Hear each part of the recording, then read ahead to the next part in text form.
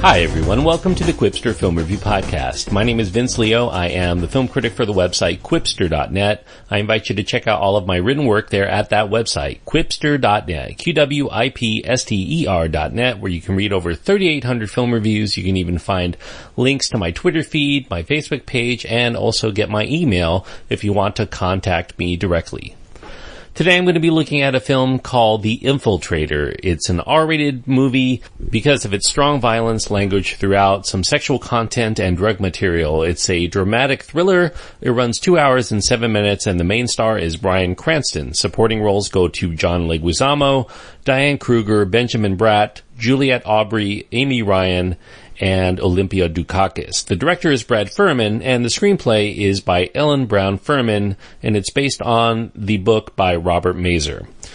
In The Infiltrator, Bryan Cranston decides to go to the other side of the drug laws from his stint on the seminal television show Breaking Bad. Here he's playing a true-life U.S. customs agent named Robert Mazur, who in the 1980s would go undercover as a money launderer to bust some of the country's most wanted drug traffickers at the height of the Reagan-era war on drugs. Starting off in 1986, the highly effective operative Mazur is set for retirement when he decides to do one more case in an operation known as Sea Chase to take down the drug man, only this time, Mazur decides that the only way to actually stop the influx of the narcotics is to follow the money instead of the drugs and to take down the biggest fish in the game as he climbs up the proverbial food chain.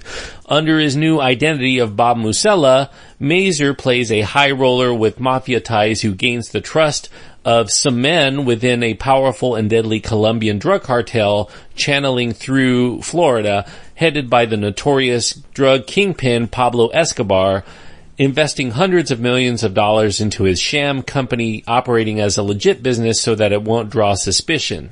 I won't tell you too much more of the plot after that. Although it is based on a true story, it's not a very well-known one for most people. It's adapted from Mazur's memoir by Ellen Brown Furman, who is a first-time screenwriter, and she just happens to be the mother of the director, Brad Furman. Now, Brad Furman is a name you might know if you follow movies. He has a couple of Hollywood releases under his belt in such films as The Lincoln Lawyer with Matthew McConaughey and Runner with Ben Affleck and Justin Timberlake. Unfortunately, while The Infiltrator is never really unwatchable, I do think it also feels very much like a true story that's been contorted to fit into the mold of a traditional Hollywood story. It's jazzed up with plenty of fabrications that put much of the film into the realm of complete fiction. Despite quality thespians like John Leguizamo and Amy Ryan and Diane Kruger and Benjamin Bratt, again, Benjamin Bratt doing his best Ricardo Montalban interpretation, I do think that The Infiltrator plays mostly like a made-for-HBO attempt to riff on directors like Michael Mann and Martin Scorsese, except without their visionary talents to put it all together without looking like every scene had been made in an assembly line of genre tropes that were culled from one of those Mann or Scorsese movies. It's not all bad. I do think that The Infiltrator benefits from a pretty solid cast here of character actors, including a very fine central performance by the ever-reliable Bryan Cranston.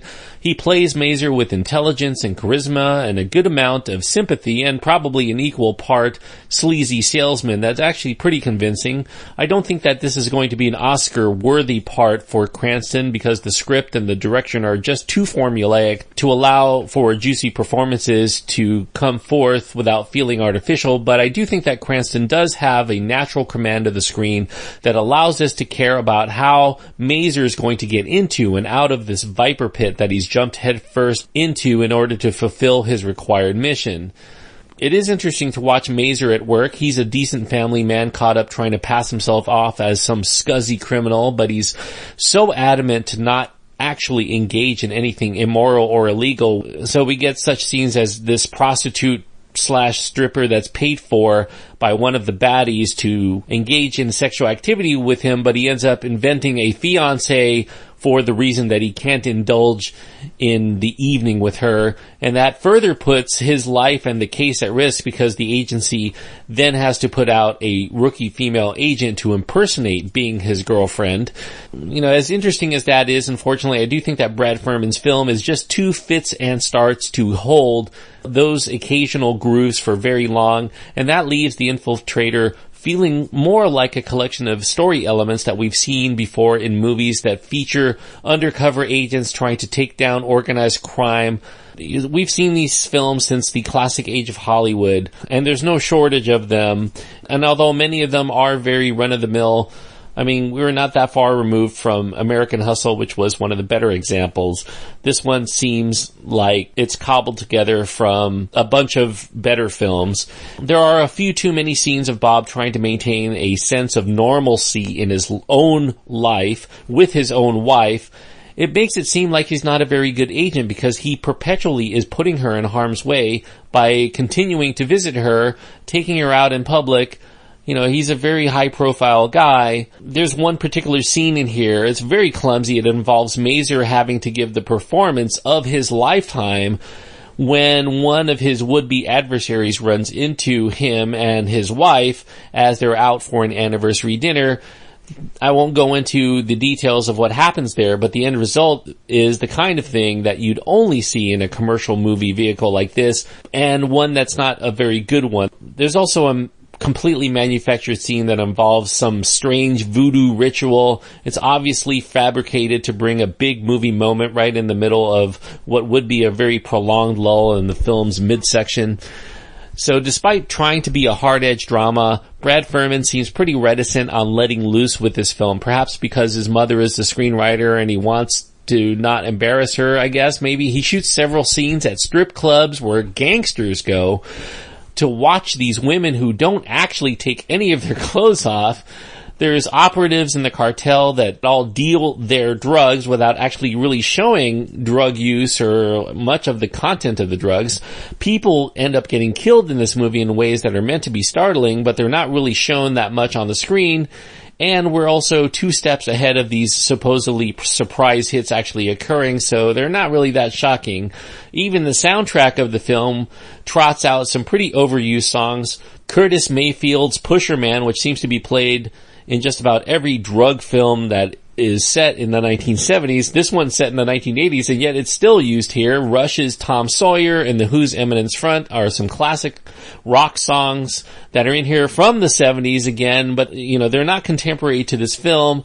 I don't know why they're put in here, perhaps, again, to draw from Michael Mann or Martin Scorsese, who both use classic rock tunes to set the mood of their films, but this one's pretty obvious in the way that it's used. In fact, the song I Can't Wait by New Shoes is, I think, the only song from the 1980s in this film that's actually set in the middle to late 1980s. So I don't know why they weren't more adventurous with the soundtrack here.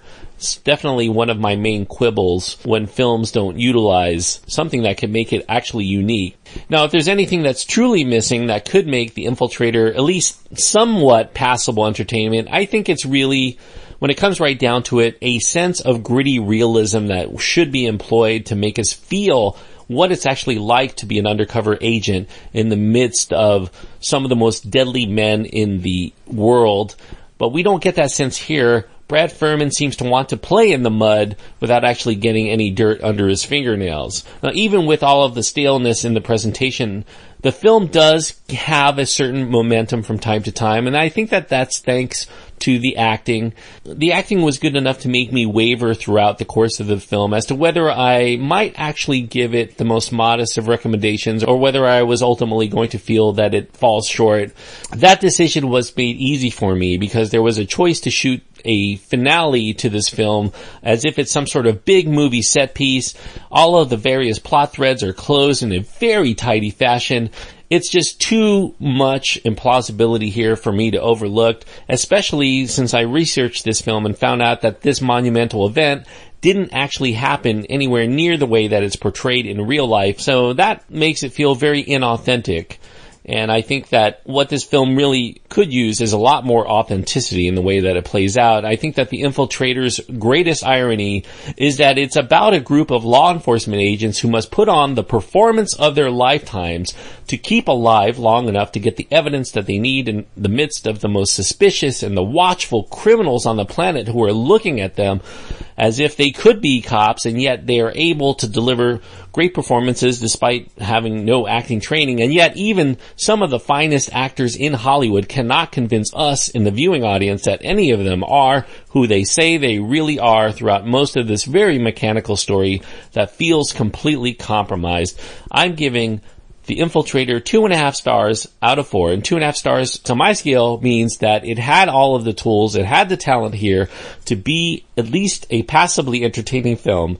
And yet I can't quite recommend it despite good performances because of the story problems here and the way that Brad Furman has decided to tell his tale in a very rudimentary, very pedestrian fashion. Mediocrity is the most that you should expect from The Infiltrator.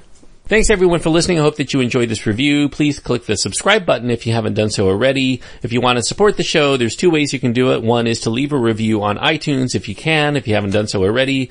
And the other is to go to patreon.com/Quipster. Any contribution you can give is greatly appreciated. Don't forget, go to my website and check out all of my written reviews. Check out all of the work by Martin Scorsese and Michael Mann. I have reviews of most of their films on my site. Check it out, Quipster.net. That's QWIPSTER.net.